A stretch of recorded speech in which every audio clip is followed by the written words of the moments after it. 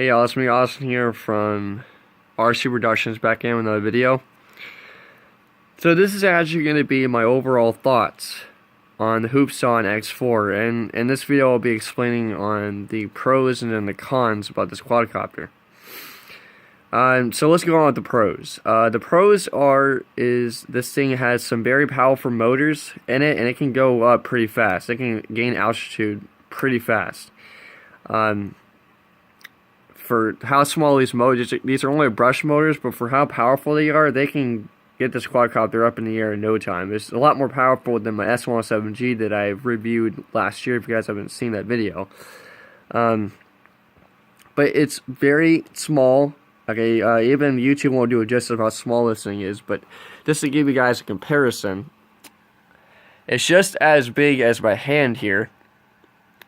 So if I zoom out, yep, that's how small it is, guys. That's how small it is. Very, very small. I really prefer smaller drones because they're easier to control. Another pro is the packaging. I especially like how Hubsan made their box. I really like how it displays Hubsan X4 or the Hubsan X4 on front, and it basically shows you and all. And I really like that it does give you a warning about flying drones that are make sure not to overcharge lithium-ion batteries. So that's, make sure you guys know, if you are planning to buy this quadcopter, please take good care of the lithium-ion battery, since these batteries are known to catch on fire, which I mentioned on my video from last year. And it's a very good box. I like it. It's tells you that this thing can do flips, but only in expert mode, and it's 4-channel. This drone is good for beginners and experts, though there are settings that you will have to set for being a beginner. Another thing is I like the packaging. Now, it does come with an onboard 240 milliamp hour. What is it? What is this? Yeah, it's a 240 milliamp hour battery. It'll take at least 30 minutes to charge and to give out 6 to 8 minutes of flight time, at least. I don't really know how long the flight really is. It just depends on how good your battery is. The controller is, it kind of reminds you of an old gaming controller and all.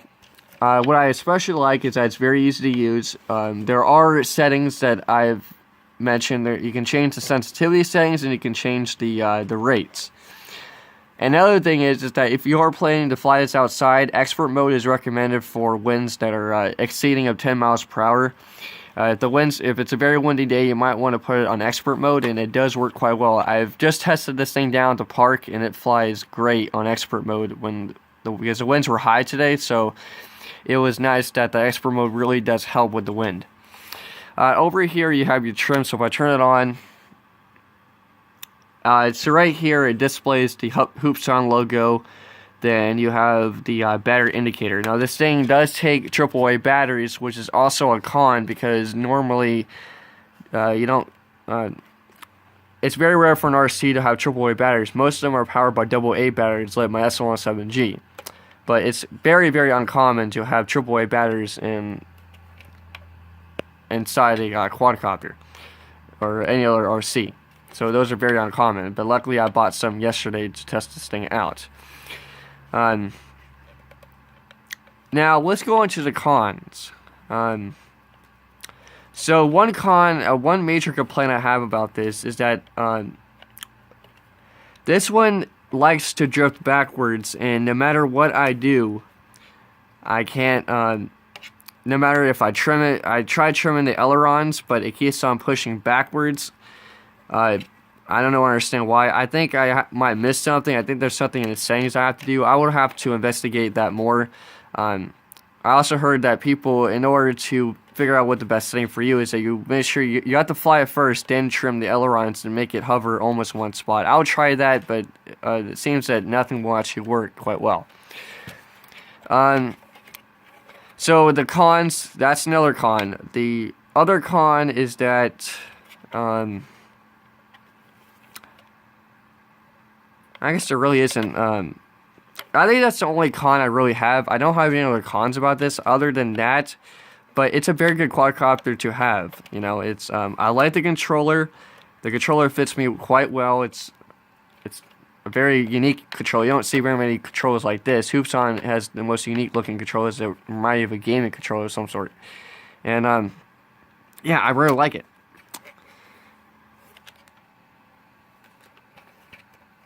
So what else I need to make? Okay, so I'm gonna go through 2 more pros that I forgot to mention.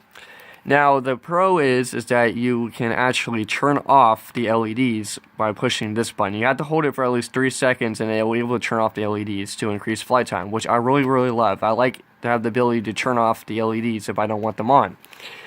Another pro is the extra spare props. I love the spare props. I think it's a wonderful tradition. If you somehow broke your props, it's always good to have an extra set with you that it comes with. That's really nice. Another cool thing is that it comes with a prop removal tool. This is what allows you to remove the props. I don't recommend, as I mentioned in my previous video, I don't recommend using this, using your fingers to take it off. I recommend using this because you actually could bend the shaft that's connected to the motor and the prop. And I know I'm kind of switching gears, but one con I do have, another con that I have, is that this thing does not come with prop guards. I would like to see Hubsan allow this to come with prop guards, but apparently it does not come with it, so you have to buy those separately. And yeah, I really like the package. I'm going to give you guys a close-up with the battery. And it's I'm actually going to try focusing here. I'm sorry if it's not focusing today. Come on, focus. So it does come with a micro GST plug. So if there are bigger batteries, you can buy to increase flight times. This thing is a, what is that? It's 240 milliamp hour, 3.7 volt, 0.9 WH, and then 31 LiPo. So this is not a 3S LiPo. This is just a regular battery. Though you might, for how small this thing is, don't let that fool you, because this thing can do some damage if you're not taking care of it. And I recommend that if you do have a punctured battery from a crash or anything like that, do not use it. That's going to be a good way to ruin your quadcopter and have this thing catch on fire, burn your house down. So, just be very careful, be very responsible with batteries like this. They need to be taken care of very well. The other thing is don't overcharge the battery. Never overcharge it, and you'll be good. And another thing the instruction manual says is that do not charge it if it swells. So, anyways, so that's about it, everybody. I thank you guys for watching, and that's my overall thoughts. I will have a flight video coming out tomorrow, so don't worry about that. But anyways, thank you guys for watching.